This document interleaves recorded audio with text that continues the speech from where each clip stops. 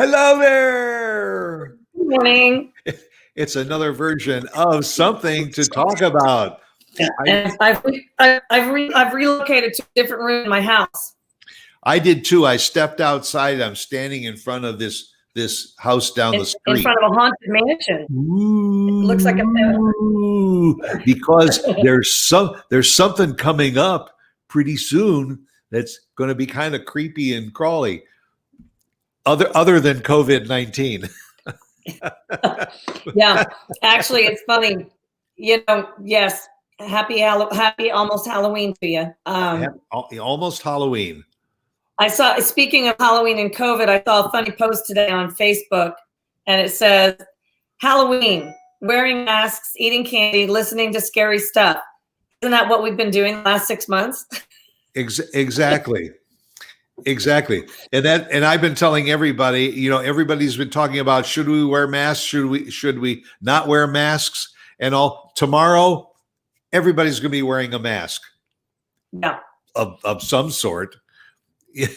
Well, yeah, but yes, everybody will, well, I don't know. But what's interesting is when you and I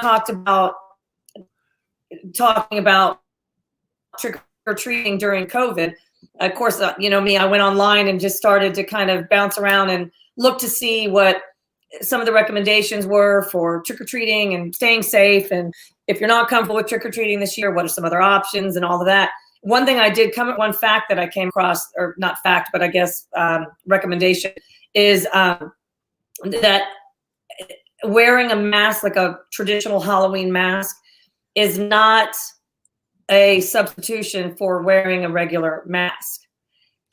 So they said a Halloween mask, or like a costume mask, is not a safe substitution for a cloth mask that we're wearing right now. Yeah, to keep safe and to keep from spreading COVID. Yeah, wear the pandemic type mask, and then if you want to put a mask over that, fine. The only downside to that is the kid shows up at your house and says, well, there's a greater downside to it, because while they made that one recommendation, then out of the other side of the mouth they said, but don't double up your masks, because they're afraid of potential breathing issues. Oh, really? So they're saying a costume mask is not safe. You're supposed to wear the cloth mask, but then you're not to wear the cloth mask under the costume mask. So basically what they're saying is, wear the cloth mask. There should be no costume masks worn this year, I guess, is what they're saying. So then that would probably indicate that the best costume to wear would be a sheet as a ghost. And instead of cutting out eyes and a mouth, forget about the mouth cut out. Just for the eyes. And just go as a ghost that can see out. And that way you're covered over your mouth and your nose. Or that be a ghost, or just build your costume around a cloth mask. Yes. So whatever you could be, I guess you could be a doctor, a nurse. I was just going to say that probably the number one costume this year is going to be a surgeon. Yeah, I would think that would probably be a very top. Yeah, I would think that's a doctor or a nurse. It's funny you're talking about costumes and popular costumes. I wanted to see what popular costumes could there be in the year 2020, and one of the top costumes, Carole Baskin. From, you don't know? No. Carole Baskin from The Tiger King. No, the movie, the show. You didn't watch it? I didn't watch it. You didn't miss any. You didn't miss anything. I don't know. It wasn't a little bit scary. It was very disturbing in terms, very sad and disturbing how they treat these beautiful cats. But also the people involved were disgusting human beings. I mean, just dirty, filthy, physically and mentally. When you watch the show, we were quarantining, we just watched it because everybody was talking about it. And I just felt dirty watching it, from their behavior to the way, to their appearance, to the whole thing. But it's sad they're getting a lot of attention. But anyway, Carol Baskin, she's a costume. She was on Dancing with the Stars. I didn't know that. Did you know that? I didn't know that either. No. Anyway, so yeah, people are going to have to get very creative with their costumes this year, if they even go out. You know, I've gotten to the point over the last 6 months. First of all, every time you turn on the television, everything is just so negative and disturbing, and you know, I have a problem with that. If I'm going to turn on the TV, I go to Netflix or Prime Movies or something like that. Click, click, click, go down to comedies. You know, I want to laugh. I want to smile. I want to have a good time. You know, even a chick flick I'll watch. I've never really been too much into science fiction or the thriller chiller type stuff, but you know, I guess there's just too much smiling missing. Yeah. I want to smile. I want to laugh. Yeah, I agree. But I did during quarantine have to tune into that show because I thought it was just going to be an interesting documentary about the world of big cats. And it wasn't that at all. But anyway, but I agree with you. I mean, I don't turn, you and I have talked about that before. I steer clear of the news these days. I just kind of watch reruns and Andy Griffith and. Yeah, I kind of feel badly for a lot of the movie theaters because they just started to reopen a little bit. They're restricting the seating and everything in the movie theaters. I think 25 or 30% occupancy, and people have to sit, you know, like with 2 empty seats next to them. But they're trying to release all of these new movies, and people are just not physically going to the movies.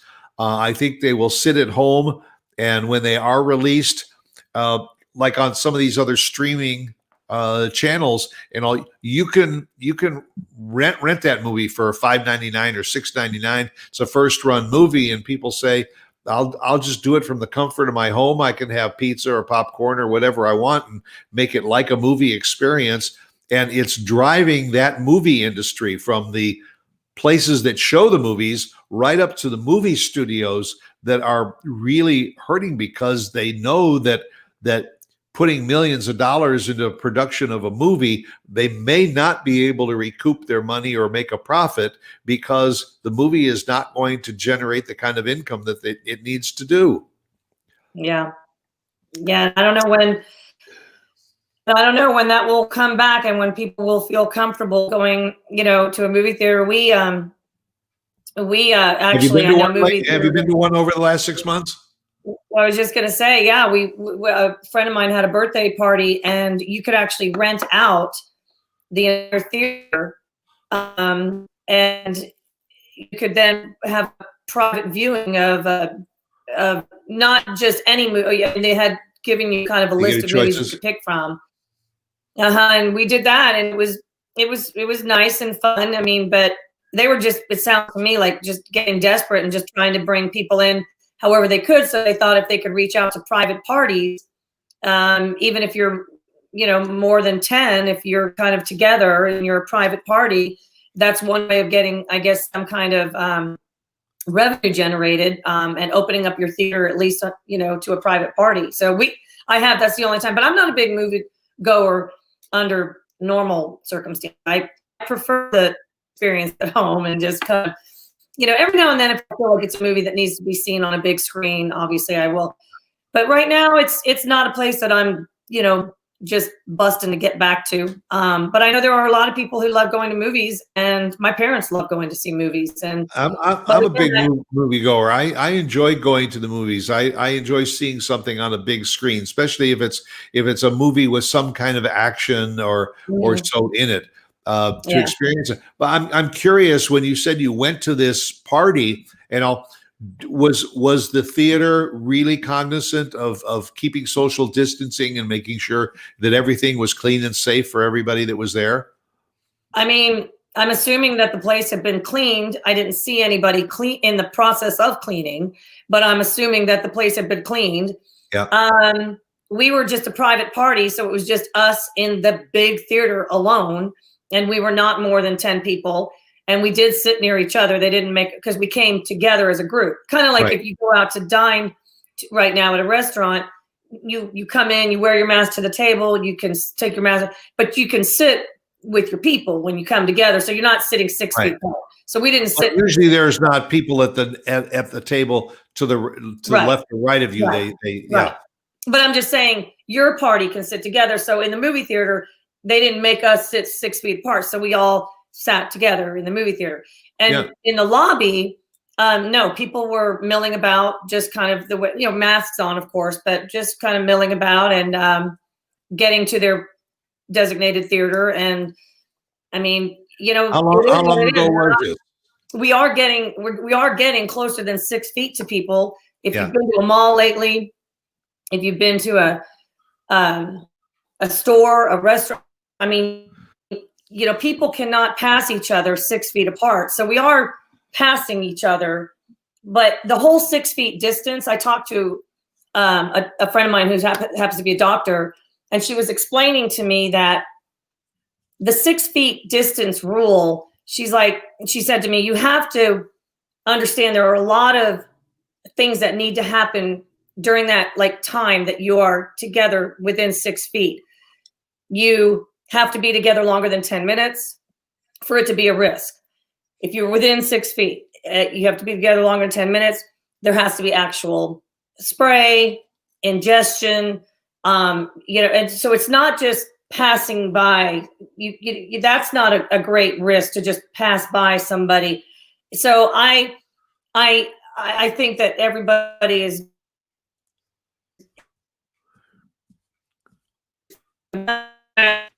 you're together within that 6 feet under those other, can you hear me? Yeah.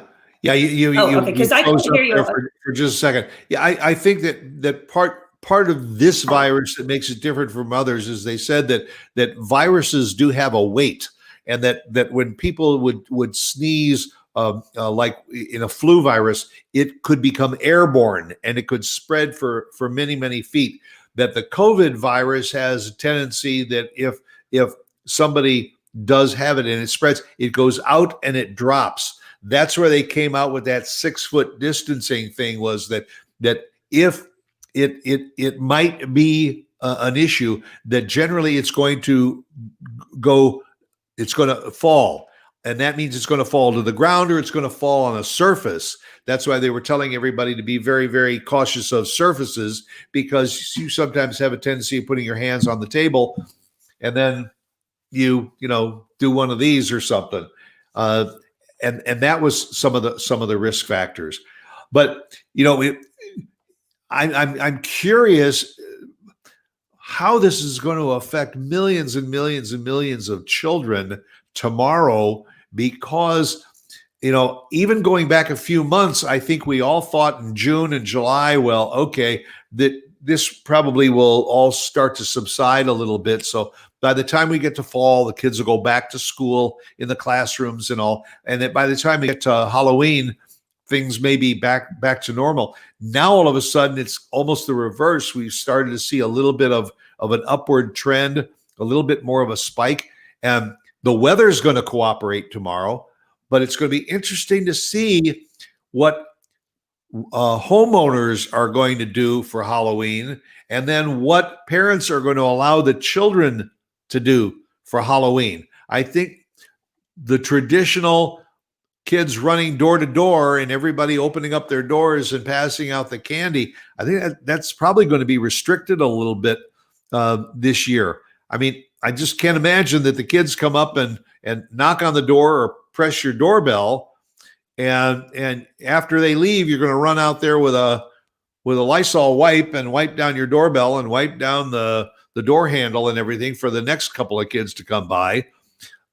Some parents are going to say, just go out and trick or treat.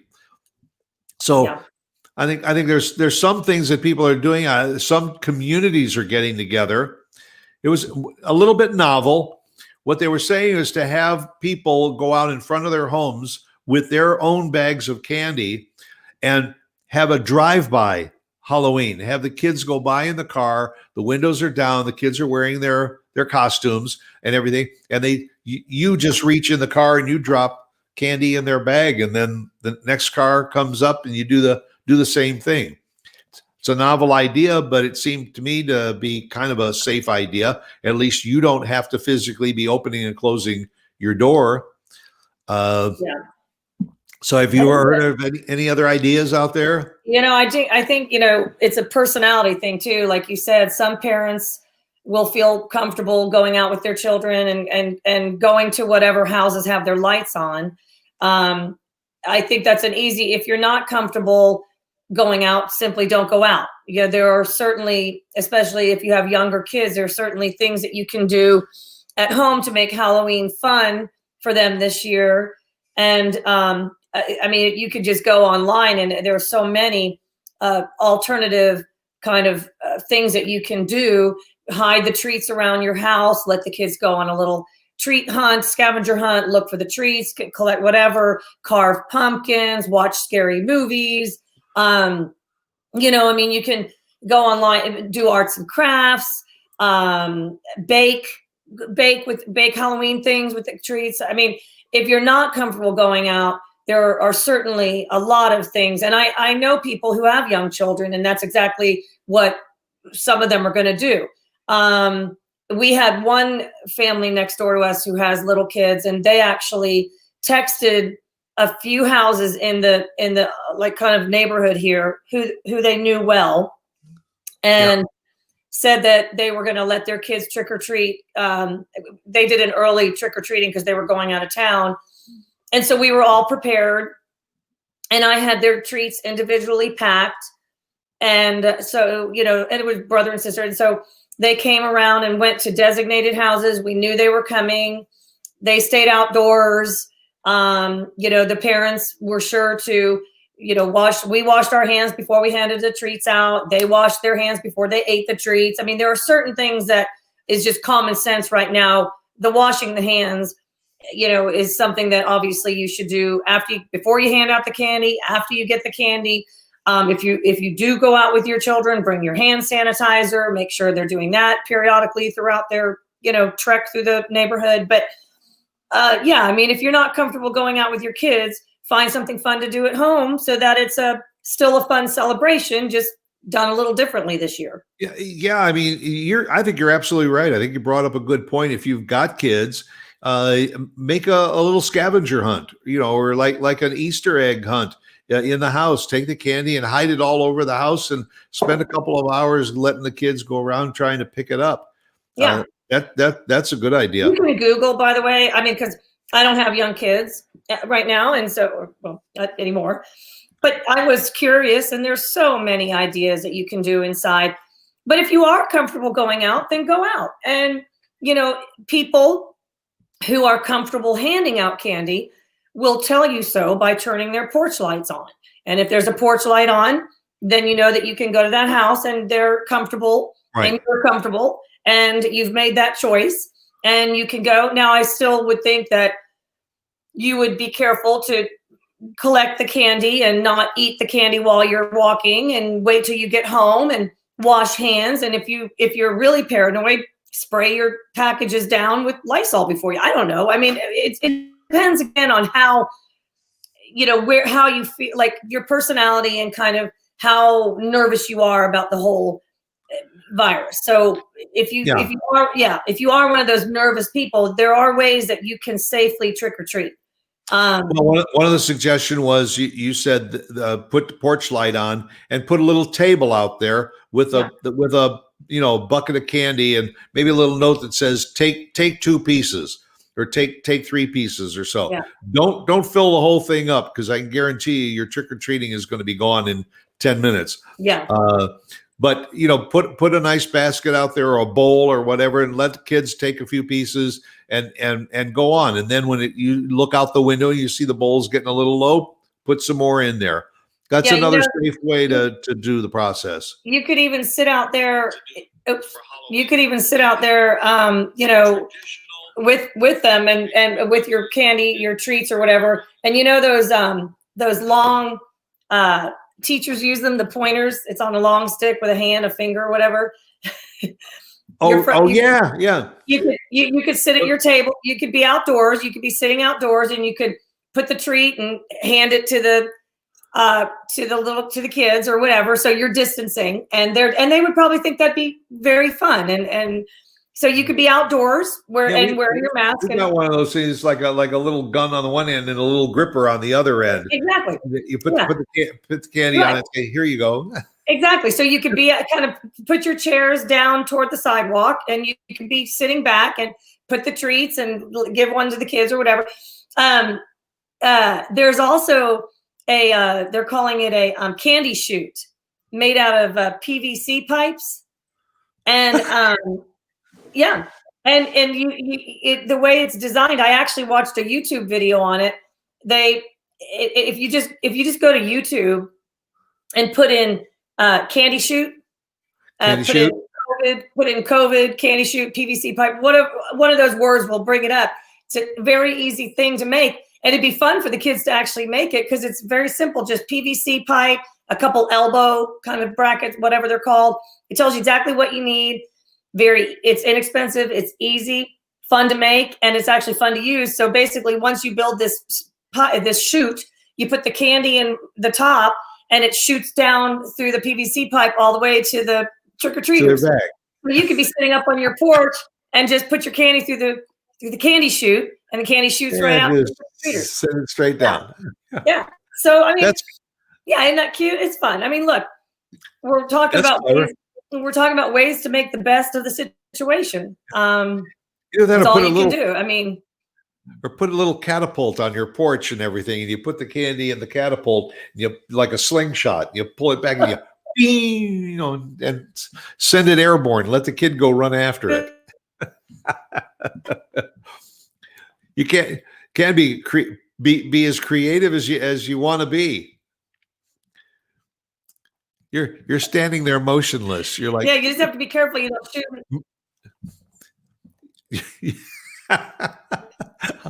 I think that's very, very appropriate for Halloween. Vaughn is on the screen, but she's just, you keep freezing up on it. I can hear you, but you're freezing up. And you there? I can hear you too, and you keep freezing up too. Okay. And actually, my screen is going black. Oh, so my screen is going black. That's appropriate for Halloween night, I guess. But no, we can still see you. You're a little fuzzy, but we still hear you. Okay. Anyway, I think people are just getting very creative because you want to make the best of the situation. You want the kids to have a fun Halloween, and they can still dress up. You could do a parade. Have the kids dress up and do a parade around the neighborhood, and or walk around the neighborhood and look at the Halloween decorations. There are certainly ways to celebrate the holiday where the kids can still get their treats and do their trick-or-treating and wear their costumes and have some fun. Yeah, and also I read that some people, even though we may be up to here in Zoom, you can do Zoom parties too. Get a bunch of kids together and Zoom, and they all wear their costumes, and you can pick who's got the most unique costume and all. Or what you started to say earlier is everybody get a pumpkin, and while you're doing your Zoom together, people are carving their pumpkins and all on Zoom and all, and then you pick a winner that way and deal out prizes after the day. That keeps the kids indoors and safe and all, but still productive and doing something creative. I agree. I think that's a great idea. So if it were me and I still had young children, I would try to get them out to do the traditional trick-or-treating safely outdoors. I would probably keep to neighbors I know well, and I would probably also wash down the packages, make sure everybody, when they get home, hands are clean, hands are washed, maybe even shower and get in your pajamas and get all nice and clean. And then we can maybe dig into the candy. But I would try very hard, me personally, if I were still a young mother with young kids, I would try to follow the rules and be safe, but I would try to make it a traditional Halloween celebration. These other ideas are great and creative and, fun. I mean, if that's not your personality type, then just do some of these other creative things inside. Arts and crafts, scavenger hunt for the treats, bake something, watch scary movies. All those things are fun. Or like I said, social distance outside, take a little parade, I just think there are so many ways to still celebrate the holiday, even if you're uncomfortable interacting, with people. Yeah, and if you kind of document some of the more creative ways, there's one that I read about, which I thought was kind of cool, that sometimes people go to football games or so in advance, and they tailgate. There was a suggestion that if you live in a complex and you've got a parking lot, that everybody do what's called trunk or treating. Mm-hmm. And everybody just stands at the back of their car, and the kids walk by each car, and you're just standing there, and you just take the candy and you put it in their bags, and the kids walk by, and the cars are all lined up.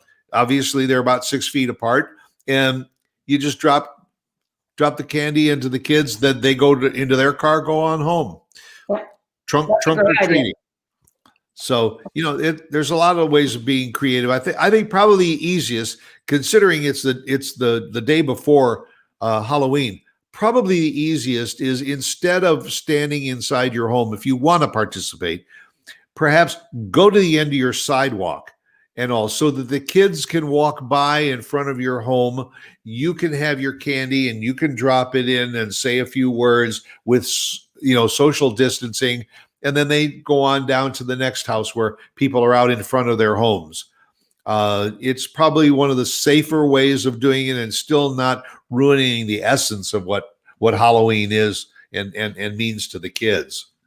Yeah, I agree. I'm going to be curious I don't know what to expect tomorrow evening. I think it will be much quieter than it normally is. I just think people are going to either stay close to home. If they do trick or treat, they might just kind of stay around their house, their street, and not venture off. We live in a huge neighborhood here, and usually the kids will just try to hit every street, every house, all that.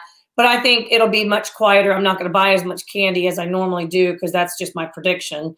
But I do think that it'll be interesting to see also who all even has their lights on. I think it'll be a little bit darker tomorrow evening, just because I think too, a lot of people don't really, we're talking about trick-or-treaters and the kids that want to get out, but then you also have to think about the people who are older and, or whatever, just they don't have kids at home or whatever, and they're home. I suspect there'll be a lot of people just turning off their porch lights and not wanting to have many different people coming by and getting close to them and saying trick or treat and, whatever, without maybe, and some of them won't have masks on, I'm sure. And so, but that's, again, that's your choice. Just turn your porch light off and just don't interact, and don't invite them to come by putting your light on. So, yeah, the people that I feel the most, empathy for are those people that year after year have decorated their garage or their homes or so like haunted houses, and they invite people to come in and walk around to the spider webs and all that kind of stuff, because it's just part of the holiday, and it's not an advisable recommendation this year. In fact, just about everybody that's been talking about Halloween preparations and all has said, just don't do anything indoors. If you're going to do anything, do it outdoors, because you're safer outdoors than you are indoors. So again, what you were saying is, if you do have a little party in your home with your close neighbors and friends, that may be safe still. You take some precautions, but for a bunch of kids to be invited to somebody's house for the kids to bob for apples and do all kinds of Oh, God, Halloween no. games.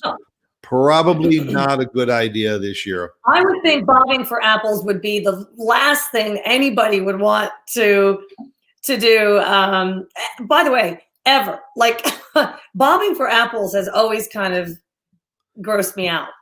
I mean, think about what you're doing. You're all in there. It's just Right. a whole. Next. You're trying to get it, and then I don't know, bobbing for apples. Yeah, I would think that that's probably an activity that will kind of like handshaking might never come back. I think Right. bobbing for apples might never come back. Yeah, unless you have a separate tub for each person. Yeah. Yeah. Because I mean, my last name starts with S. If you go alphabetically, by the time you get to me, there's already been 20 other people that's had their face in that water. By the time you get to Stuart Sachs, there's a lot of spit in the bucket. Yeah. It's funny. I saw another post on Facebook today, and it said something like, "Why do apples float?" Like it was a question. Why do apples float? Gee, that is a good question. I know. It made me ponder as well. I was like, is it because there is air inside the apple? I don't know, but it was a question that was put out there on Facebook today, and I don't know that anybody had the answer. So why do apples float? If anybody has the answer who's listening, let us know.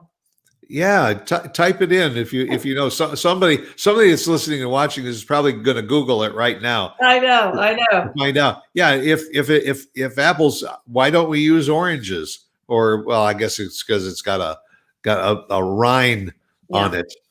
But wow. Bobbing for apples, yeah, apples. So anyway, something. Why don't we bob for prunes? I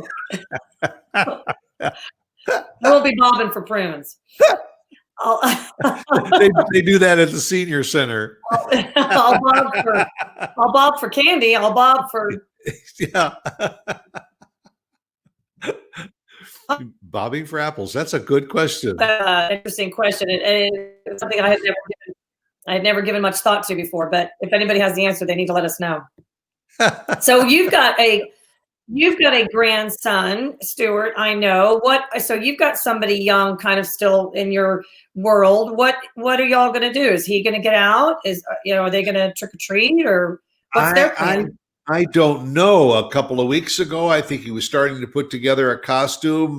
They moved about 6 months ago into a new development, so it's not fully developed yet. But I mean, there's several kids on the block. I don't know. I don't know whether he's going out or not. I'll have to find out later because, as we hear more about this interaction of kids, I mean, already at his school, there were a couple of staff members and a couple of kids that had tested positive. So, everybody's a little bit on pins and needles. My thought is go to the grocery store and buy a big bag of 200 pieces of candy and put it on his front doorstep and let him go sit and watch a Halloween movie and eat himself into a coma. Well, it's fun to talk about putting something on their porch. That's another tradition that we do in our neighborhood, and I'm sure it's done everywhere.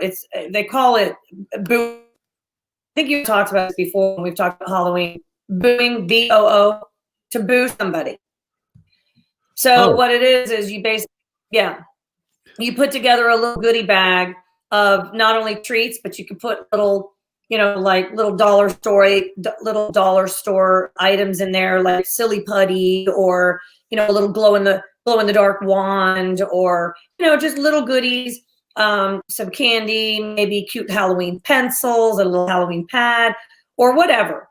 It's a little boo package, and you boo them, and you put it on their porch, and you ring the doorbell, or you knock, whatever, and you run, and so they don't know who leaves the package. So it's kind of like just a little secret surprise. And so maybe that's something you could do if you don't feel comfortable interacting with people. You can boo them. And so basically there's no interaction.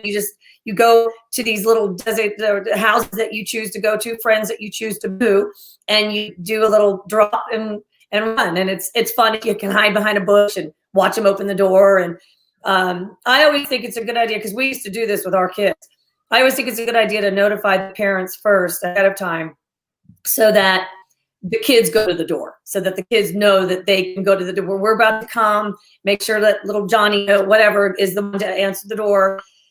And then there's a little package there for them, and it's fun. So that's something that if you're going to drop a little package, turn it into a little boo package. A boo bag. That's a clever idea. I had never heard of that. That is a cute idea. It's fun. We used to do it a lot, actually, with our kids. And we would pick, like, each one of my kids could pick a friend or two, and we'd do their packages together. We would put the packages together. Go to the dollar store if you feel comfortable getting out. Go to the dollar store and let your kids kind of pick out a few little things that they want to put in the boo package. And then you drop it, and it's fun, and you can hide behind a bush and watch them open and get all surprised. And then you've not interacted with anybody, and you've done something fun. Yeah. I mean, I would probably add a little caveat to that, and that would be that when you're preparing the little packages, maybe just make sure you wipe off everything, like you said, the little pencils and the pad or something, so that everything that goes into the package is sanitized. That might be a good idea to get one of those little sanitized wipes or something. Drop one of those into the package too. Yeah. But that's a clever idea, especially now that so many people feel so badly about having to open and close their doors. It's something that you can either you put out on you see some kids coming up, you put some out on a little table, and it says take one, and it's a little boo bag, and they take it. Or like you say, you just walk around the neighborhood. It's supposed to be a fairly nice night weather-wise, and you just put little boo bags on other people's porches and ring the doorbell. Yeah, I think it's cute. I also love, and I'm revisiting that PVC pipe candy shoot. If I had little kids, I'd probably do that this year. I think that's so fun, and I think the kids would just get a kick out of that, watching the treat go down and shoot out the other end. That'd be I kind of like that. That's a pretty good idea, especially if your house is a little bit elevated from the sidewalk. Just to put a little sign out there that says "Wait right here." And then all of a sudden you yell out to them, put your bag underneath the chute, and just go right down to the chute into their bag. Or you could just sit on your porch, I guess, and you and you guys, you could be dressed in your own costume, sit on your porch, and I don't know, wear gloves if you want, or whatever. Just throw the candy at the kids. Just throw it. Whoever. Hey, trick-or-treaters, go long. Yeah, there you go. I mean, look, people are going to get very creative. I know that some city officials or state officials or whatever have recommended foregoing Halloween. But I think for the most part, parents, especially when you have little kids, they're not going to let Halloween just come and go. They're going to want to do something for their kids. And there's so many ways to be creative and safe and have fun and still be careful and all that. Again, with the internet, your answers are just a keyboard away. I mean, I went on today, and YouTube has a video of how to make that candy shoot. You've got Google ideas of ways to fun things to do during COVID for Halloween. I mean, there are a number of different things that you can do if you're not going to do the traditional trick-or-treating. I think here in our neighborhood, I've heard a lot of like outdoor kind of cul-de-sac things happening tomorrow evening, where families are outdoors, kids can wear their costumes, share their costumes with their friends, candy put out at tables, social distanced apart. So I think here, again, the weather is really going to be nice tomorrow here in Frisco, or Texas anyway, or Frisco. So that helps. If you're in Butte, Montana, it might be a little bit different story. I know, you might have to look for indoor activities and that. Yeah, exactly. Yeah. Well, my gosh, there's snow. there's snow in. Yeah, in the northern states, there's been a lot of snow, and you know what? Where there's snow, that's probably even a better place to have that shoot idea. You know, because that way you stay and just tell the kids go by on the street and everything, and I'm sending it to you. Well, if you're in a place that's really cold, you could build a luge or what do you call is it a luge? Right. Yeah. And construct one in your front yard and just put your bag at the bottom of the luge and it'll come down. Yeah, exactly. I don't know. So I have to ask you, are you and Lauren going to have your porch light on or off? Haven't decided yet. Did you buy candy? I'm not sure. We're going to the store today, so it's a matter of we'll probably discuss it, and we'll either leave the grocery store with a bag of candy, or we'll decide to turn all the lights off and sit in the office or something and watch something on the computer. It's just that anybody comes to the door, the doorbell rings, the dog runs to the door. Because every time she hears hears the door, so there's a little side window next to the door. We may have to cover that up. So, because if people see there's a dog there, they're going to probably figure there's some people in there that are holding out with the candy. And then you're going to get egged. Yeah, then you're going to get egged. Yeah. Then Sunday morning we're going to wake up and not only make sure that we got to set the clocks back, but then you open up the front door and find egg all over your front door. But right. Well, we are a little undecided as well.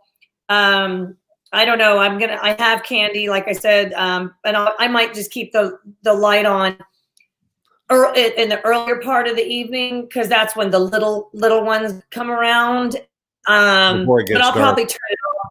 Yeah, I'll probably turn it off earlier than I normally do. I usually keep my light on at least till like 9 or whatever. But I like that I've seen in my neighborhood people still recognizing Halloween and trying to have kind of that spirit. Yeah, there's been some really, really interesting decorations. Fully decorated. And yeah, some of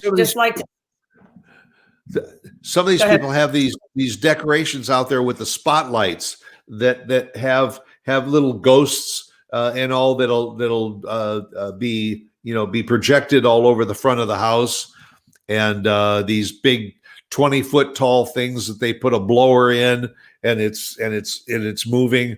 I mean, that's pretty cool, and I think that's another thing.